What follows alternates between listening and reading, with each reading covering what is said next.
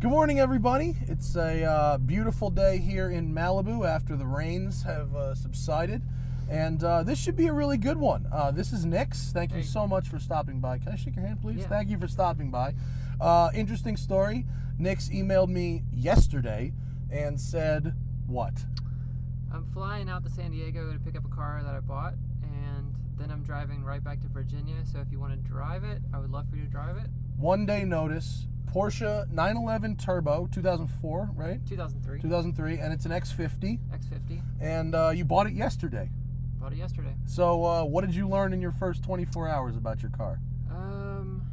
That the fenders need to be rolled. Fenders need to be rolled. I haven't really got to like totally play with the power. It's supposed to be 575 horsepower because it was tuned. Oh wow, what does it have in it? It's tuned by UMW. Oh, it sounds good. It has a Sachs 2.5 clutch. Suspension is H&R springs, iBox sway bars, stock dampers, 997 shifter.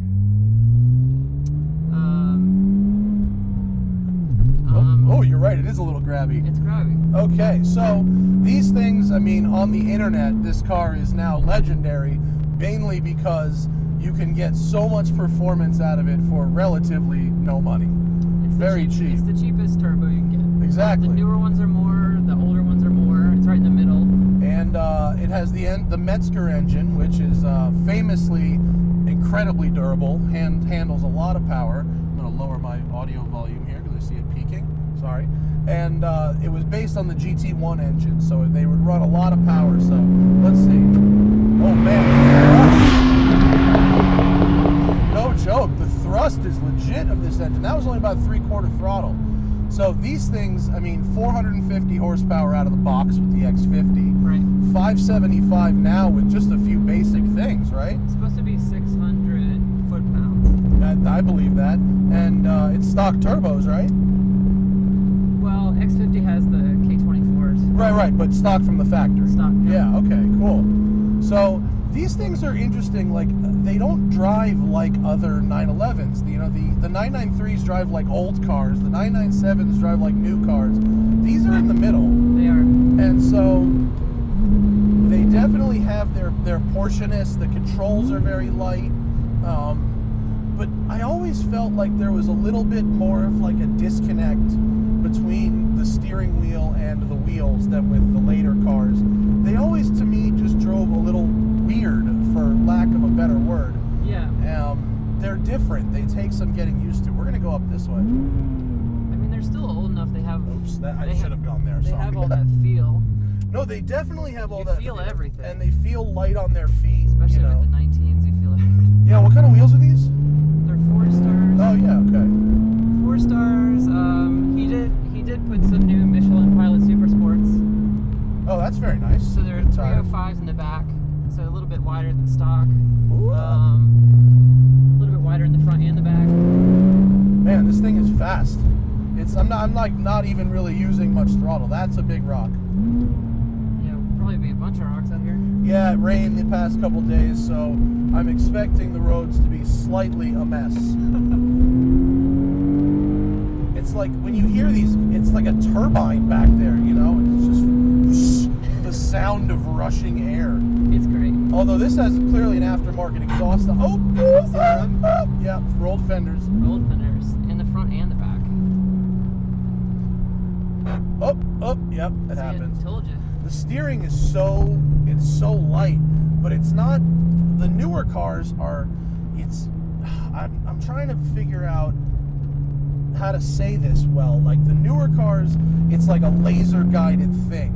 With this car, it's like a little more patience is required. The back doesn't quite follow the front the way the brand new ones do, but it is hard to argue. This level of power for the amount of money that you're spending is crazy, and especially when you consider it's like Porsche power. You know, a 600 horsepower Porsche. I mean, it's a bargain. Yeah, I'm really nervous about this road. I've had 16 BMWs in a row. Really? 16, huh? 16. And then I still have 3 BMWs, but this is my first Porsche. And I waited for this my whole life. This specific one, or a Porsche? A Porsche, but I wanted a modified one because I don't want to spend the money to modify it. And well, you can. I mean, the good news is if you want a modified car, they tend to be worth actually a little less than the stock ones. Right. So, people are worried about over revs and all this. Actually, there was a counter in the paperwork. Oh, really? And it only had like, this one is the red line has been raised, I think, to 72. Okay. So Flip around any of the Type 2 is supposed to be anything that goes over the red line is a Type 2. Uh-huh. And that's from like a missed downshift or something? I mean, it's really, with the red line being higher, it could be anything. Don't turn. What are you doing? Don't turn. Yeah, they do talk about the over revs a lot. The Type 1 just means you can tell how much time the car spent at red line. Okay. This car's had a fair amount of time at red line. Which Has it? I think it was like 33,000 Type 1s. 33,000 times this car hit red line? Well, no, you divide that number by 3, and that's how many revolutions it's spent at red line, and then you can figure out how much actual time. That seems like a huge number, though, doesn't it? But it only has, I think it was like, in the 30,000s, maybe. I don't know. Maybe I'm wrong, but I think it only has like 33 Type 2s, which means, I mean, you can get a Type 2 5 without, a lot? No, I mean, it's pretty easy to do. I mean, it doesn't mean it was money shifted. Yeah. I mean, they also talk about how long ago this happened. So Right. if it happened like so many hours ago, like 1,000 hours ago, then the car is still running good. It probably didn't break anything. Right. But, Well, I was going to say, I mean, despite that very scary sounding number, it seems to be running just beautifully. I mean, this thing is, I haven't gotten to explore it yet. So Well, you're about to drive across the entire United States in a very fast car. Should be awesome. Some very remote areas. It's going to be great. Oh, it's going to be brilliant. I'm stoked. I have like where I'm going to stay and it's also very comfortable. It is. You know, the seats are comfortable. These are the supple seats. Yeah. They're the wrinkly leather. Right. Yeah. They're supposed to be more comfortable. They're good. There's I don't no know. question about that. I think I might put some coilovers on it. Maybe some, like, I guess PSS 10 or... Well, I feel like you could probably fix the rub without rolling the fenders, just with a suspension adjustment. Like a little bit more height. A little bit more height. I don't think you'll lose much in the handling department with a little bit more height. I don't want to sit behind a PT Cruiser, so maybe this guy will pull out of our way. I might roll them at first just so I can get away with it. Because if you find the right person to roll it, it's fine. But I have 5 cars. It's hard to mod any of them because it gets so expensive. I understand. Believe me, I have that same addiction. It's a problem. You get, the key is to rotate. You know, you get one in the shop at a time, right? And then you only get one bill at a time. That's and I just like, you know, especially when you start to know everyone. You know good mechanics. Exactly. You know good detailers. You know good everybody. Then you start to just spend so much money. Well, the engine is extremely strong. I mean, really tight. It feels like stock brakes, yeah? The brakes are stock. Yeah, I'd maybe think about, because it really feels like so much power, and I haven't really gotten into the brakes, but there's kind of a lot of pedal travel, right? Well, compared to a BMW, no. Yeah. Oh, okay. But it stops pretty good. I think the pads are getting kind of thin on the front. It just You might be able to get away with just pads and fluid. Right. God, I love this engine. The rest of it, like, it's in the back. I know. I don't love the interior of these, but it's a pass, you know. Do you like it? I love it better than the 997. Really? Yes. And you don't hear that very often.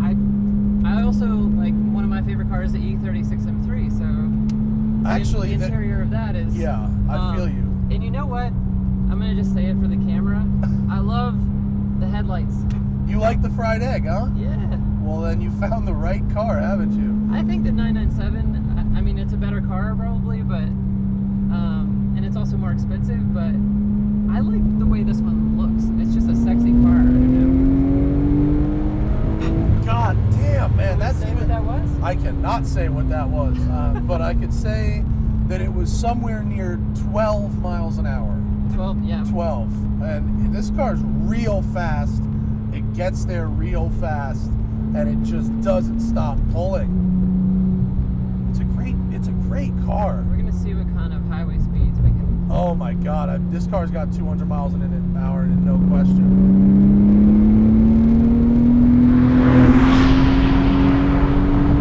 Good Lord! Car's really quick.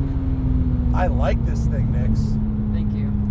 I don't know, like I actually haven't driven a 996 Turbo in quite some time. And this one I'm feeling it more now than I did the last time I drove one. I don't know why that is. You don't have any on your one takes. No, I have none. No, the last time I drove one of these was in like 2008. It was a really long time ago. Let's see, how's your turning radius? It's all right. Oh, there's a little rub at the end there. Oh, I don't want to go off the... It's just these huge tires and wheels. Yeah. But... The interior, what miles is it? 72,000 miles on this thing. The interior looks exceptionally clean. It does. They wear after having so many BMWs, the build quality of Porsche is just better. They are. Yeah, they are. The build quality of these cars like is every really time good. I get a BMW, I have to change the shifter and the steering wheel because they're all gross. Yeah. Like, look at this thing, it's still good. I reviewed a Carrera that had 160,000 miles on it, and it was immaculate. If it's taken care of, these cars will last a really long time. So I think you made the right call here, Nix. I mean, the cheapest Porsche Turbo you could buy. I imagine this isn't the cheapest of those. You could have bought an earlier one. I didn't get the cheapest one. But you got a nice one. I mean, it's really clean. It's tuned. It's fast. Yeah. It's already got some things done to it that you were gonna do anyway. It's great. You're gonna have a great time with this thing. I'm super happy. Thank you so much for sharing it with me. Thanks for having me on last minute. Yeah, no, thanks for coming by and drive safe to Virginia. It's very nice to meet you. Yeah, no, it's fun. This is great. I mean, I completely agree with her. This car's really fast. It drives better than I remember it driving the last time, and it's comfortable and spacious and built well, and God, they're good. These things aren't going to be cheap forever. They can't be. There are people that think the 996 Turbo will go up. I think it will eventually. So we'll just have to wait and see. Thanks. But see you guys later. I'm not selling it. You can't have this one.